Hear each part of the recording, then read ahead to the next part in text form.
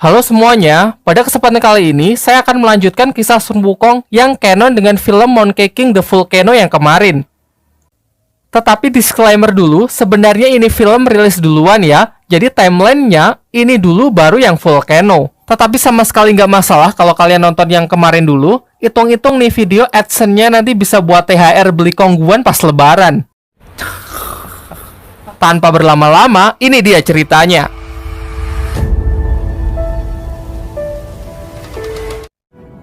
Jauh di sebuah hamparan pasir, terlihat Tong Sancong yang sedang sendirian didatangi oleh sekelompok orang yang tak dikenal. Mereka singgah sejenak dan menawari Biksu Tong dengan air mereka untuk melepas dahaga di tengah teriknya gurun pasir. Tetapi Biksu Tong malah menolaknya, mengingat sebelum pergi, Sun Wukong muridnya berpesan agar ia tidak menerima apapun dari orang asing. Tak enak menolak niat baik mereka, lalu Biksu Tong menjelaskan kalau ia bersama para muridnya adalah utusan ke barat dalam sebuah misi untuk mengambil kitab suci. Kini ia sedang menunggu dua muridnya, yaitu Cupatke dan Sun Wukong, yang pergi untuk memeriksa wilayah ini. Di tengah percakapan mereka, seorang anak dari kelompok itu pergi cukup jauh karena penasaran untuk melihat sebuah tengkorak raksasa. Namun tiba-tiba sebuah badai pasir muncul dan siap menerjang anak itu. Dengan spontan, orang-orang berlarian untuk menyelamatkannya. Tetapi mereka semua gagal dan satu persatu malah jatuh ke dalam pasir hisap. Kini Biksu Tong tengah dilanda dilema harus bertindak atau tetap diam. Jika ia sampai keluar dari lingkaran pengusir siluman yang telah Wukong buat, maka para siluman akan dengan mudah menangkapnya. Mengingat daging Tong Sancong memang selalu menjadi incaran para siluman. Karena sifat welas asihnya yang begitu besar, ia pun mengambil resiko untuk keluar demi menyelamatkan nyawa di depan matanya. Dan benar saja, ternyata ini semua adalah tipu muslihat siluman yang ingin menangkapnya. Tanpa pertahanan apapun, dengan mudah siluman itu berhasil membawa Biksu Tong ke markasnya. Dan film The Monkey King Demon City pun dimulai. Beberapa lama kemudian, Wukong dan Patke yang telah kembali mendapati kalau gurunya sudah tidak ada. Cupatke yang merasa putus asa malah berniat membatalkan perjalanan dan membagi bekal mereka. Tetapi Sun Wukong bersikeras untuk mencari gurunya dengan mencari informasi di sebuah kota yang tak jauh dari mereka. Di sisi lain, Biksu Tong berhasil diculik oleh siluman berwajah mengerikan yang bernama Zulumat. Dari sini terungkap bahwa sebenarnya Zulumat bukan mengincar Biksu Tong, melainkan ingin jantung batu milik Sun Wukong untuk menyempurnakan kesaktiannya. Kembali ke tempat Wukong, bersama Patke ia telah sampai di kota. Mereka mengubah wujudnya menjadi lebih manusiawi agar tidak menarik banyak perhatian. Di sana mereka hampir diusir oleh Jono dan Johnny yang mengira mereka adalah penipu. Untunglah mereka ditolong oleh seorang wanita ramah bernama Sakura. Singkat cerita, Sakura mengajak mereka makan di tempatnya. Berbeda dari Cupatke yang merasa sangat senang, Sun Wukong malah terlihat tidak senyum sedikit pun karena sedari awal tahu kalau kota ini adalah kota siluman yang seluruh warganya adalah siluman. Tetapi Patke mencoba menenangkannya dengan mengingatkan kembali bahwa tujuan ia kemari adalah untuk mencari informasi mengenai siluman yang telah menculik gurunya. Tak lama setelah itu datanglah 3 orang pendeta yang masuk ke rumah makan itu. Sakura lalu menyambut baik mereka, tapi sang ketua pendeta malah mengatakan bahwa ia ingin pesan daging siluman.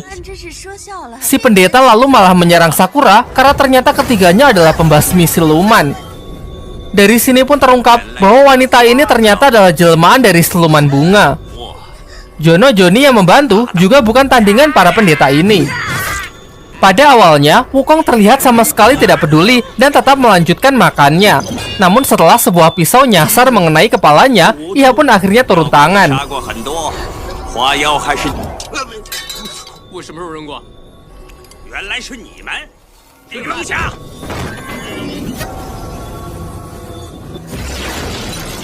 Menggunakan toya saktinya dengan mudah ia dapat mengalahkan para pendeta itu.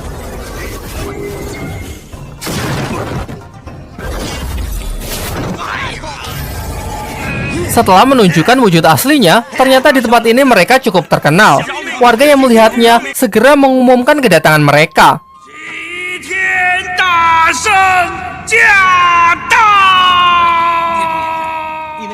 Mencium hawa siluman yang begitu banyak berkumpul di satu tempat, Sun Wukong pun keluar untuk memeriksanya. Dan benar saja, semua warga siluman telah berkumpul.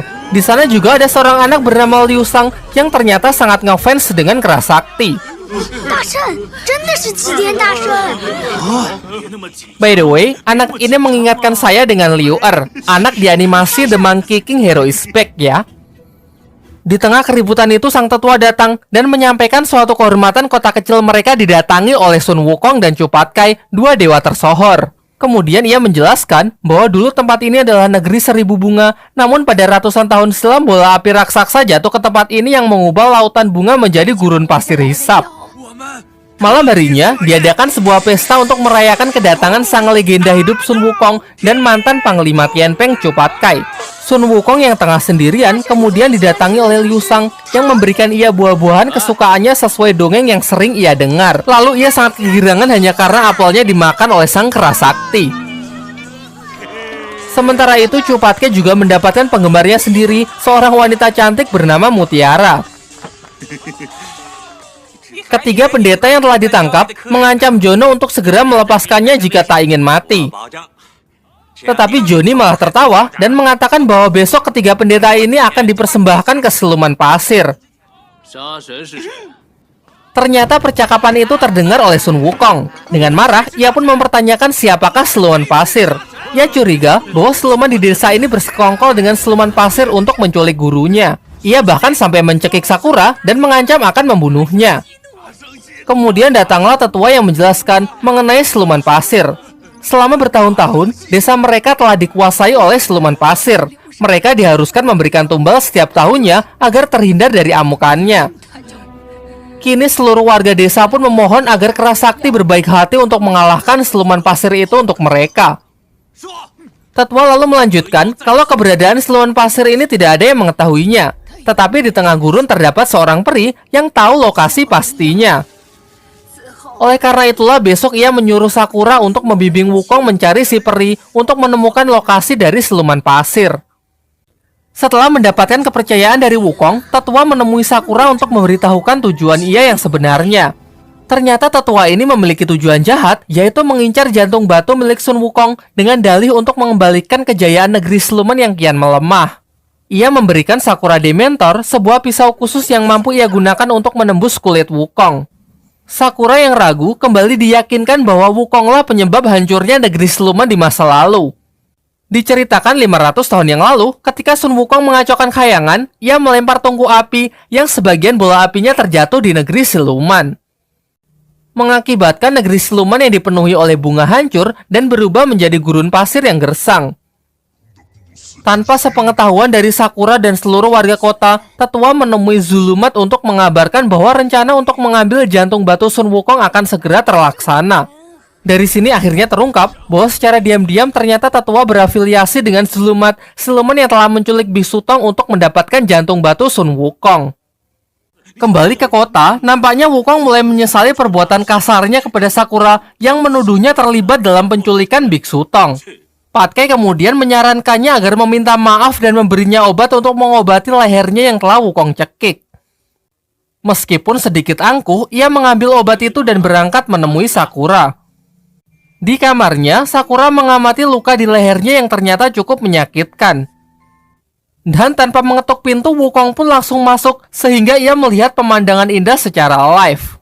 Tetapi dengan cuek ia langsung pergi dan mengatakan kalau ia hanya salah masuk kamar.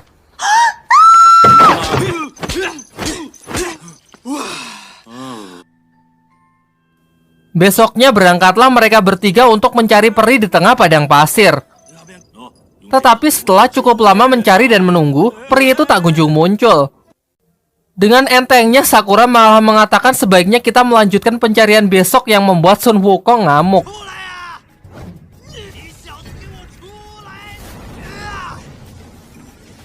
Tak lama setelah itu, mereka melihat sumur yang mencurigakan yang ternyata adalah markas dari si peri padang pasir. Mereka pun terlibat pertarungan sampai akhirnya Wukong dan Patkai terkena racun yang membuat mereka jatuh pingsan. Rupanya peri itu juga suruhan tetua. Kini tibalah waktu yang tepat untuk mengambil jantung batu milik Wukong. Tetapi lagi-lagi Sakura menunjukkan keraguannya setelah melihat kebaikan-kebaikan Wukong. Malah ketika ia mencoba memaksa untuk menusuknya, tiba-tiba Wukong terbangun dan jatuh tepat di bibirnya.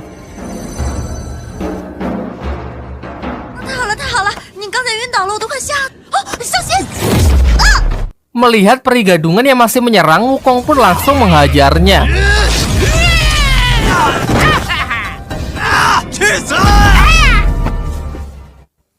Akhirnya tanpa membuahkan hasil apa-apa, mereka pun kembali ke kota. Setelah siuman, Sakura mengatakan kepada tetua bahwa ia tidak sanggup melakukan tugas ini. Tiba-tiba mereka dikagetkan dengan kabar meninggalnya salah satu warga karena roh silumannya telah lenyap. Tetua lalu mengatakan bahwa akan semakin banyak korban jika jantung batu Wukong tidak segera didapatkan. Hal inilah yang membuat Sakura kembali dilanda dilema. Di hari berikutnya, mereka berencana untuk menjadikan para pendeta sebagai umpan agar siluman pasir keluar dari tempat persembunyiannya. Dan benar saja, usaha mereka tak sia-sia karena siluman pasir telah muncul. Tetapi ternyata tampangnya beda dengan siluman yang telah menangkap Biksu Tong. Tanpa pikir panjang, Wukong pun langsung menyerangnya sehingga pertarungan pun tidak terelakkan.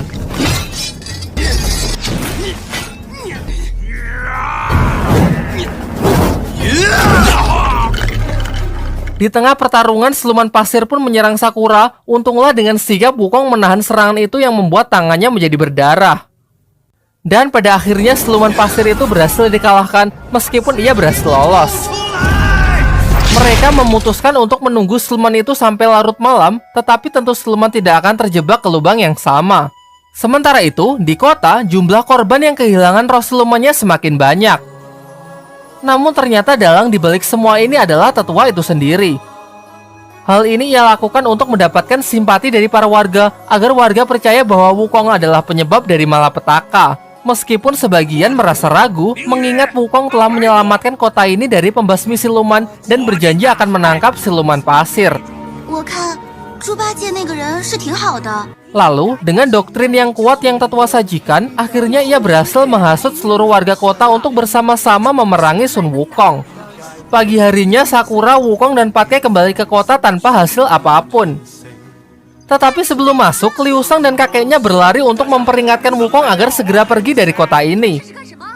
Dan benar saja, tak lama setelah itu para warga yang dikoordinir oleh tetua datang dengan membawa senjatanya masing-masing. Terlebih lagi ketika tetua tahu kalau Sakura tidak bisa menyelesaikan tugasnya untuk mengambil jantung batu milik Wukong. Para warga pun yang merasa tidak punya harapan lagi untuk mempertahankan eksistensinya karena mereka mempercayai ucapan tetua yang mengatakan semuanya akan mati jika tidak mendapatkan jantung abadi milik Wukong. Keadaan pun semakin dramatis ketika satu persatu roh siluman itu lenyap di hadapan mereka.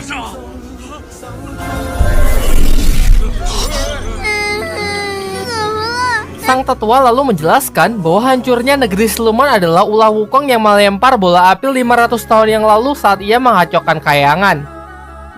Ini adalah hutang yang harus ia bayar dengan menyerahkan jantung abadi miliknya. Sun Wukong yang merasa bersalah akhirnya menusukkan dirinya sendiri ke Dementor yang membuat jantung abadinya keluar dari tubuhnya.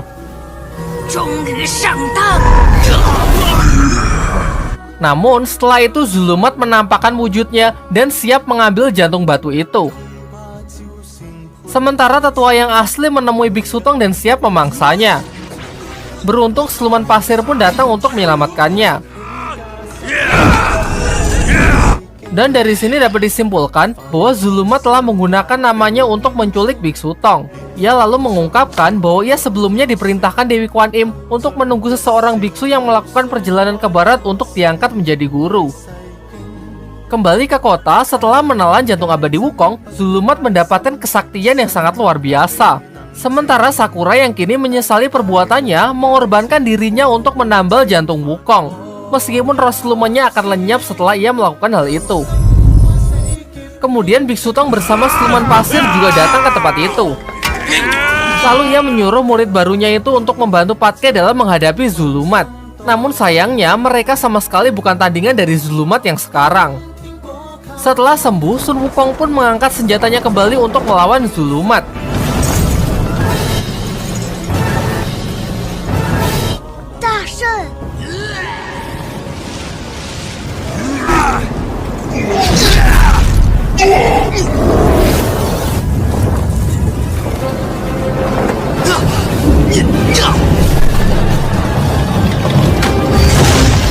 Setelah melewati pertarungan yang masih kurang dari segi efek CGI, mengingat budget film ini yang mungkin mepet, akhirnya Sun Wukong pun dapat mengalahkan siluman itu. Kemudian layar gelap. Tidak diceritakan lebih lanjut bagaimana nasib kota itu selanjutnya. Tiba-tiba saja diperlihatkan siluman pasir yang secara resmi sudah diangkat menjadi murid oleh Biksu Tong. Dan rombongan Biksu Tong pun melanjutkan perjalanannya. Adegan diakhiri dengan sebuah bunga yang tumbuh dan mekar di tengah gurun pasir, sebagai pertanda bahwa Sakura akan bereinkarnasi kembali. Tamat.